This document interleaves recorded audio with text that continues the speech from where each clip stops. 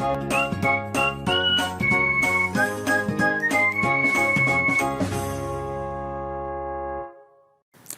वालेकुम dear viewers, मैं हूं आपका होस्ट और टीचर समर अब्बास। आज हम एफएससी पार्ट 2 की केमिस्ट्री स्टार्ट करने जा रहे हैं। इस केमिस्ट्री के टोटल 16 चैप्टर्स हैं, जिनमें से पहले 6 चैप्टर इनऑर्गेनिक केमिस्ट्री के हैं और फिर 7वें चैप्टर से लेके 14 चैप्टर तक ऑर्गेनिक केमिस्ट्री है। उसके बाद एक चैप्टर इंडस्ट्रियल केमिस्ट्री का है और एक चैप्टर इन्वायरमेंटल केमिस्ट्री का है। तो आज हम इस केमिस्ट्री का चैप्टर नंबर 7 शुरू करेंगे, जो कि ऑर्गेनिक केमिस्ट्री का जो पार्ट है उसका पहला चैप्टर बनता है और वो है fundamental principles of organic chemistry. इससे पहले कि हम इस वीडियो लेक्चर को शुरू करें, आपसे एक रिक्वेस्ट करना चाहूँगा कि एक तो अगर हमारे चैनल पे पेश की जाने वाली जितने भी वीडियो लेक्चर्स हैं उनमें जो टॉपिक पेश किए जाते हैं उससे रिलेटेड आपका अगर कोई भी क्वेश्चन है तो आप ज़रूर उसको कमेंट सेक्शन में लिखिए। हम पूरी कोशिश करेंगे कि आपको उन तमाम क्वेश्चन के जवाब दें।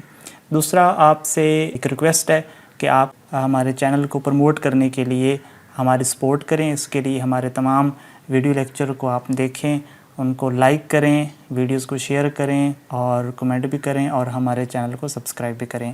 Thank you very much. तो आइए अब हम चलते हैं अपने वीडियो लेक्चर की तरफ। जी डियर स्टूडेंट्स, तो हमारी पार्ट 2 केमिस्ट्री का 7th चैप्टर है fundamental principles of organic chemistry.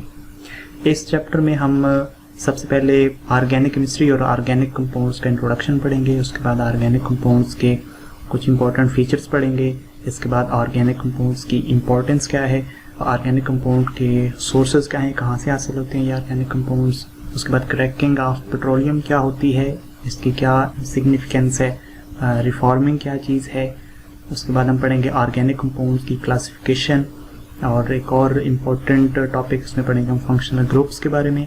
और उसके बाद हम पढ़ेंगे हाइब्रिडाइजेशन ऑफ ऑर्बिटल्स और आखिर पे इस चैप्टर का जो लास्ट टॉपिक है वो है आइसोमेरिज्म। तो चलिए हम शुरू करते हैं इंट्रोडक्शन से।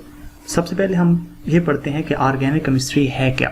ऑर्गेनिक केमिस्ट्री की वो ब्रांच है जिसमें हम ऑर्गेनिक कंपाउंड्स को स्टडी करते हैं। हम ऑर्गेनिक केमिस्ट्री में ऑर्गेनिक कंपाउंड्स को पढ़ते हैं, ये कैसे तैयार होते हैं, इनके यूजेस क्या हैं, इनके केमिकल प्रॉपर्टीज़ कौन सी हैं, इनकी फिजिकल प्रॉपर्टीज़ कौन सी हैं। तो ये सब कुछ हम पढ़ते हैं ऑर्गेनिक केमिस्ट्री के अंदर। लेकिन ये ऑर्गेनिक कंपाउंड्स वाला आखिर क्या चीज़ है। देखिए, आज से तकरीबन 200 साल पहले जो उस वक्त के केमिस्ट्स थे उन्होंने उस वक्त के केमिकल कंपाउंड्स को 2 कैटेगरीज में डिवाइड किया, एक ऑर्गेनिक और दूसरे इनऑर्गेनिक कंपाउंड्स।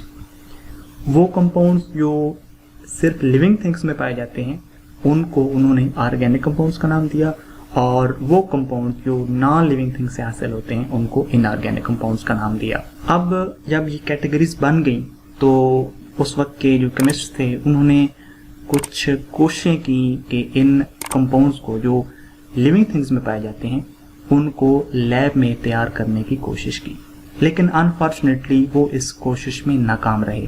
इस कोशिश में नाकामी इस बात की वजह बनी कि वो लोग इस बात पे बिलीव करने लग गए कि एक्चुअली ऑर्गेनिक कंपाउंड्स को तैयार करने के लिए एक गैर मामूली ताकत चाहिए होती है, एक गैर मामूली फोर्स चाहिए होती है जिसको वाइटल फोर्स कहते हैं, जो कि वो फोर्स सिर्फ नेचर के पास है। इसलिए वो नेचर ऑर्गेनिजम्स के अंदर वो ऑर्गेनिक कंपाउंड्स बना सकती है, लेकिन वो गैर मामूली वाइटल फोर्स जो कि ह्यूमन के पास नहीं है, इसलिए ह्यूमन इनको लैब में तैयार नहीं कर सकता।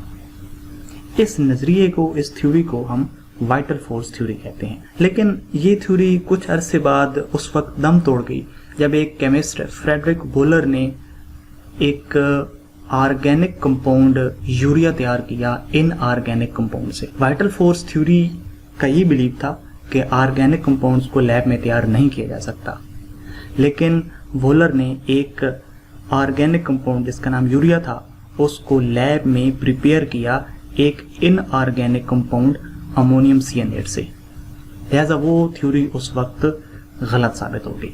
अब चूंकि हमने डिफाइन यूं किया था ऑर्गेनिक कंपाउंड्स को कि those compounds that are only found in living things are called organic compound, लेकिन अब वो हमारी बात गलत साबित हो गई कि ये सिर्फ लिविंग थिंग्स में नहीं पाए जाते बल्कि इनको लैब में भी तैयार किया जा सकता है। लिहाजा अब ज़रूरत इस बात की थी कि ऑर्गेनिक कंपाउंड्स की डेफिनेशन को रिवाइज किया जाता। मॉडर्न डेफिनेशन क्या है ऑर्गेनिक कंपाउंड्स की? वो कंपाउंड्स जिनमें कार्बन एक लाजमी एलिमेंट के तौर पे मौजूद हो, एक एसेंशियल एलिमेंट के तौर पे मौजूद हो, और उस कार्बन के साथ कुछ और भी एटम मौजूद हों, जैसे ज़्यादातर वो एटम हाइड्रोजन, ऑक्सीजन, नाइट्रोजन या सल्फर हो सकते हैं। यानी वो तमाम कंपाउंड जिनमें कार्बन पाया जाए और साथ उनके इनमें से कोई और भी एलिमेंट पाया जाए, उनको हम ऑर्गेनिक कंपाउंड्स कहेंगे। जैसे मिसाल के तौर पे हमारे पास CH4 है, मीथेन है, इसमें कार्बन पाई जाती है और इसके साथ हाइड्रोजन बॉन्ड बनाया हुआ है।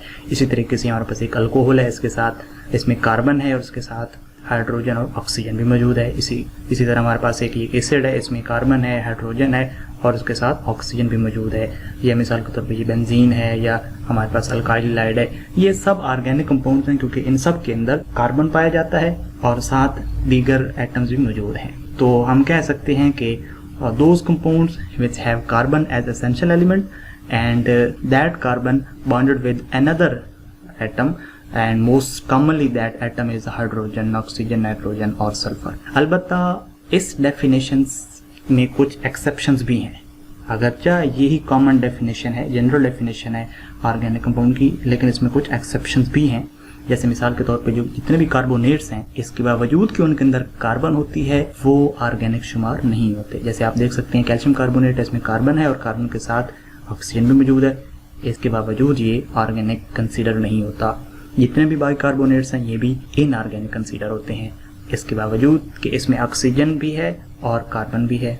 इसी तरीके से कार्बन मोनोऑक्साइड है और कार्बन डाइऑक्साइड, ये सब इनऑर्गेनिक कंसीडर होते हैं, ऑर्गेनिक कंसीडर नहीं होते। इसके बावजूद कि इनमें कार्बन और कुछ दीगर एटम्स मौजूद हैं, लेकिन ये इनऑर्गेनिक कंसीडर होते हैं। इसके अलावा बाकी जितने भी कंपाउंड हैं जिनमें कार्बन एज एसेंशियल एलिमेंट हो और वो कार्बन किसी और एटम के साथ अटैच हो, उनको हम ऑर्गेनिक कंपाउंड्स कहते हैं। और वो ब्रांच जो ऑर्गेनिक कंपाउंड को स्टडी करे, उस ब्रांच को हम ऑर्गेनिक केमिस्ट्री कहते हैं। तो डियर स्टूडेंट्स, ये था आज का लेक्चर। अगर आपको इस टॉपिक में से कोई चीज़ समझ नहीं आई, आपका इससे रिलेटेड कोई क्वेश्चन है, तो ज़रूर आप कमेंट सेक्शन में लिखिए। हम पूरी कोशिश करेंगे आपको इसका जवाब दें। नेक्स्ट वीडियो के लिए हम नेक्स्ट टाइम हाजिर होंगे।